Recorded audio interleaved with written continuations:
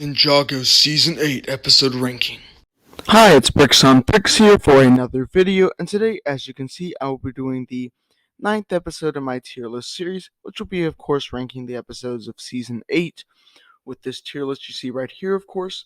And without further ado, let's get into it. So the first episode is The Mask of Deception, and yeah, I'm going to go ahead and put this episode in great. Overall, it is definitely a great episode. I really like what this episode had to offer, introducing us to the new animation, introducing us to the SOG, introducing us to the royal family. This episode was really good at introducing everything that it had to introduce. So yeah, overall, that's why I think this episode is definitely great. Next up, we have the Jade Princess, which is also good at introducing some stuff for the season, and for Season 8 and 9 as a whole, or even the Oni trilogy as a whole. So yeah, overall, I'm going to put this episode in amazing.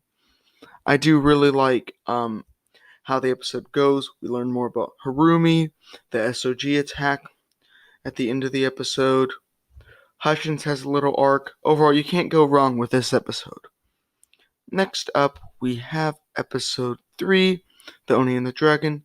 This is also a great episode. I won't put it as high as Mask of Deception. There's a couple moments of this episode I don't prefer. Some of Zane and Cole's humor is a little questionable, but overall, it's still a really fun ride with those characters. We get to learn more about the Oni and the Dragon, setting up the Oni trilogy as a whole, of course. So yeah, overall, you can't go wrong with this episode either. Next up, we have episode 4, which is Snake Jaguar. This episode is only good to me. I just don't think it's great or amazing. Some people really love this episode. I love the stuff we learned about the SOG, meeting Baby Woo, but the first half of the street race was really boring in my opinion. So yeah, overall, for me, it's just a good episode. Next up, we have episode 5, which is, of course, Dead Man's Squall. And yeah, overall, this episode is amazing. Better than the Jade Princess. I really enjoyed this episode. We learned about Samurai X. It kind of sets up the second half of the season. And yeah, all that sort of stuff, that sets up the rest of the season and the rest of the Oni trilogy as a whole. So yeah, overall, this episode is definitely amazing for me. Next up, we have episode 6, which I'm just going to put in good. This episode didn't offer too much. In fact, this is probably the worst episode so far just because it's kind of boring. The one good thing was the Quiet One reveal, but really the big Quiet One reveal was in the next episode, not this one. So yeah, overall, it's just a good episode for me.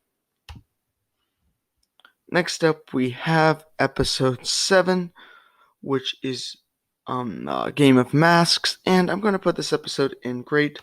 I'll put it above the Jade Princess, but I will not put it above Dead Man's Squall. I really enjoy this episode. The battle with Lloyd and Harumi is good. Some of the other stuff with the ninjas isn't quite as good, but I still enjoy it. The crab battle doesn't actually last that long, so, it was strange, but it doesn't bother me as much as some other people. So overall, for me, this is an amazing episode. Next up, we have episode 9, episode 8, Dread on Arrival. And yeah, this episode is definitely an amazing episode.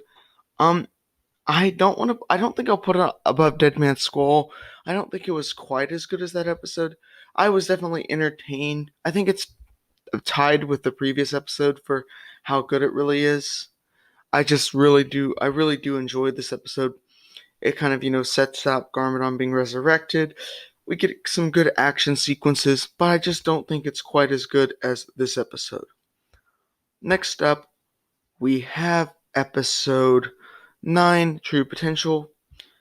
This episode is just great for me. I find this episode a little boring at times. I love Garmadon in this episode, though. He's a little better than he was in episode 8. He still doesn't have too much character, but he's very intimidating. I think I prefer the Garmadon from the early series to this Garmadon, especially in this section of Season 8. But he's still great.